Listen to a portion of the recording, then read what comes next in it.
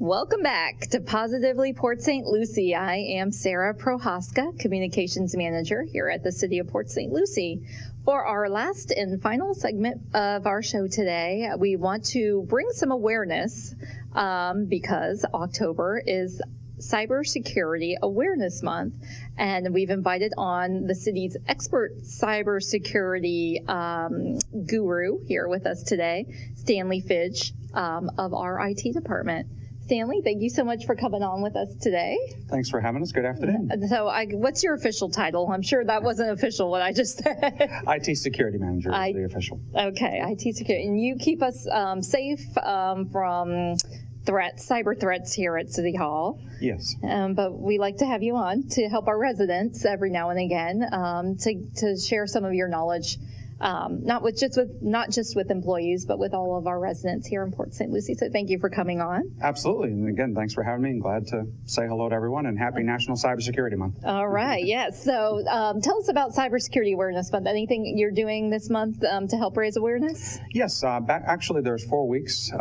Each week spans from October 1st to the 5th. Mm-hmm. And that deals with online safety for your home. That includes your family, your children, your extended family, and what you can do both physically and logically to protect your home, such as if you have Wi-Fi or the newer vehicles nowadays have Wi-Fi built into them, or you have your security system, or you maybe have a Internet of Things device such as your fridge or your toaster, all these things, and what to do, a smart TV. Okay, so if you have those, give us just a few quick tips.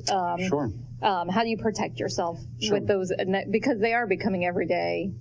So Wi-Fi is becoming just a part of everything now, it seems like. Yep, Bluetooth is built in everything. Wi-Fi is built in everything. Yeah, I got my phone, your watch, your phone, your speakers, your headphones. If you have Alexa or Google Home, for instance, that's another item. And what you want to do is, when you set those devices up, make sure you go through all the settings and try to enable any privacy settings that are available from the provider, whether it's Google or Amazon for Alexa or whatever your manufacturer of your refrigerator or your toaster or whatever it is that's smart and intelligent and connects to the internet, including especially your smart TVs. You want to go through all those settings and set your parental controls, but also any security settings on the Wi-Fi network that it provides you that you're able to set for security, such as encrypting the communications if it's available, things like that. And also if there's a firewall that you can enable or some type of malware detection on the device that you can enable, these types of things that will become more built in to the devices as they mature, as well as when you get firmware or software updates on these devices once they're set up. Over time, you would get this download that would maybe periodically cause you to have to check the device to see if there's any new features to enable. Okay. All right. So definitely don't ignore the privacy, security settings. Definitely go through that checklist and make sure those are all as high as you want them to be. Yes. Right. Yep. Okay. Yep.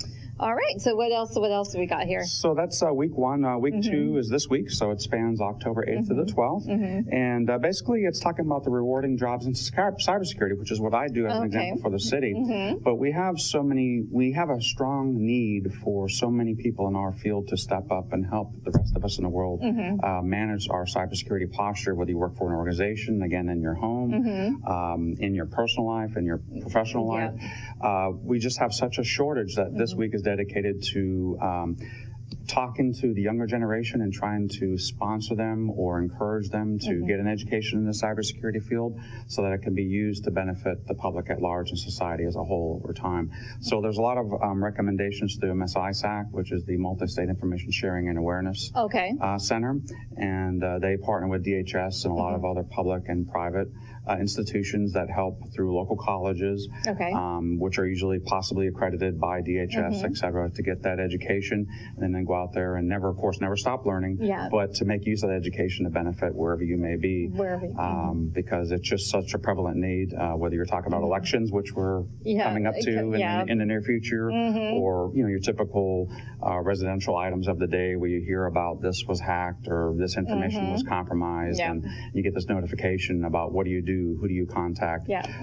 Sometimes just having somebody in the family that's acclimated to information technology usually has somewhat of an idea on how to help you as well. If you want to reach out to them to help you secure these devices, the software that we use, and your mobile devices especially, things of that nature. But that is a growing field. I know more and more universities are developing cybersecurity programs.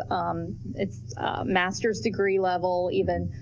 So it's a hot field, and it's definitely something that our high schoolers thinking of college should look into, because it is growing, and I know more and more colleges are creating programs in cybersecurity. So in reference to that, there's something from the SANS Institute. You can go to www.sans.org, and it's something called CyberStart, and it basically has a set of challenging videos and games and things to help acclimate people who may be interested in the field to look into that and get some information and maybe see if they're interested, and give them some leads on where to go and sign up for certain either online programs or maybe in a cybersecurity program that's in your community. All right. Perfect. All right. So lots of resources out there for our younger generation, or even, maybe you're looking for a career change. Yeah. It's a hot field. Like I said, a lot of companies are looking for these experts right now. So absolutely, to retool yourself, learn something new.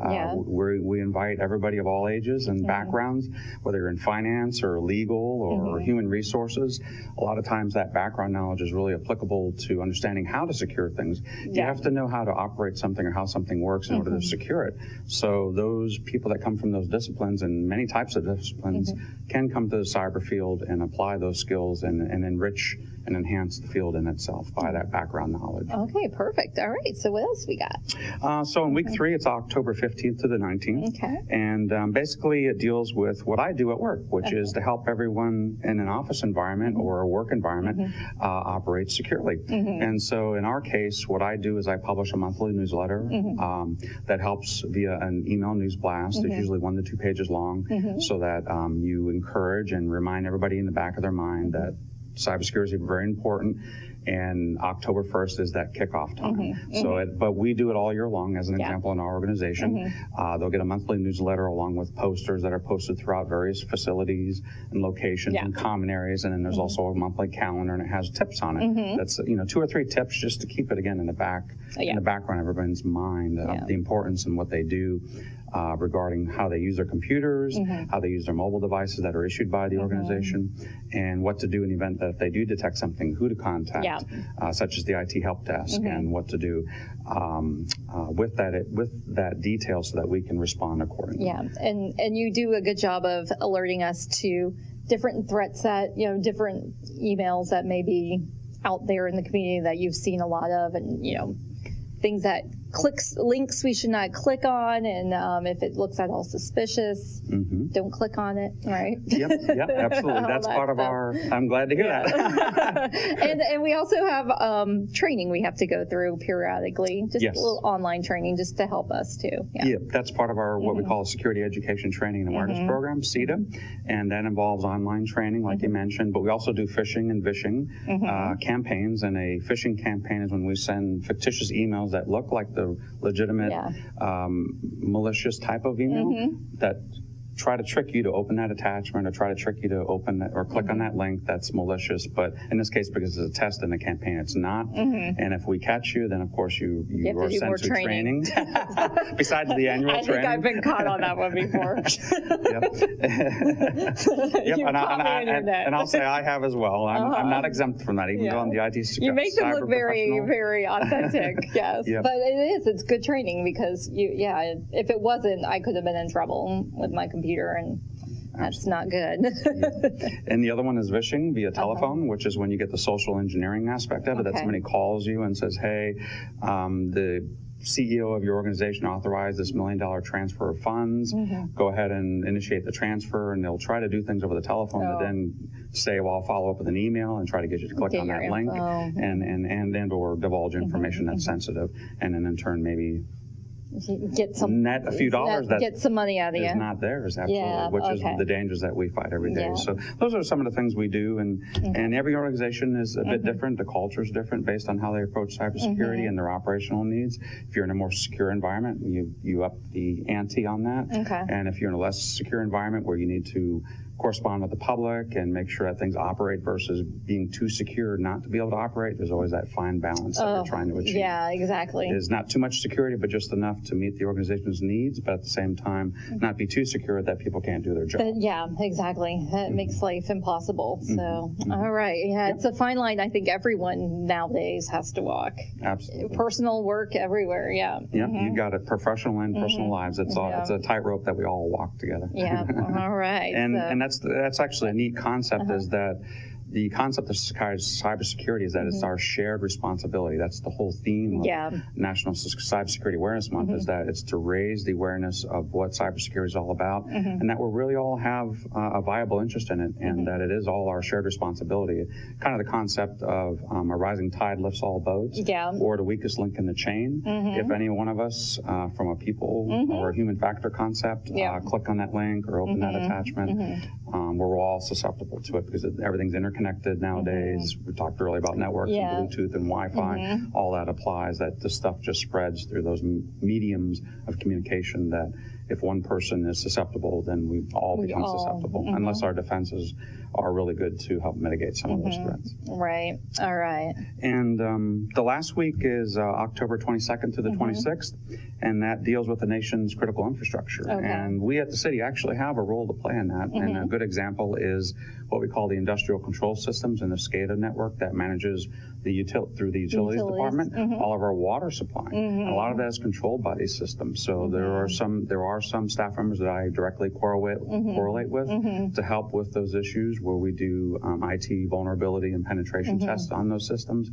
to help determine if there are any vulnerabilities. If there are, how do we mitigate them? Because everyone relies on a clean dependable water supply, right? And those things are very susceptible nowadays to internet-based threats because they're connected in one form or another to the internet in some fashion to get updates and things. And so it's a double-edged sword that the medium that you use to update those systems can be used against them. Yeah, and that's extremely important. So but that is, like you said, it's national. It's infrastructure. It's so you're talking about the electric grid, you're talking about the sewage system, you're talking about water systems. All the things we depend on to live every day, in the United States, Even the internet now is being considered almost like a utility type service, and that's where you have the scenarios with the Federal Communications Commission and dealing with net neutrality rules and things like that to decide, well, the internet is a needed necessity for all Americans because we use that as an information source on a daily basis, that without it, what happens? Exactly. And people are so dependent on it now, just for like you just said, for everything's connected to it almost, your bank accounts, your shopping needs, your everything. So, your Wikipedia needs or your Google needs, or when you don't know something and you want to look it up. The old days of an encyclopedia are replaced by we Google. have to get it in 2 seconds now, which we don't have patience to, so. Absolutely. Oh my goodness. But it really is important to keep all of these things in mind, and that's why cybersecurity is so important. And it's good that we have a month where you really, because it is just kind of stuff you do in your background, so it is good to have a month where you raise awareness and you bring it to the forefront. Absolutely. A refresher, a reminder to say, hey, don't forget about this, even though we deal with it on a daily basis.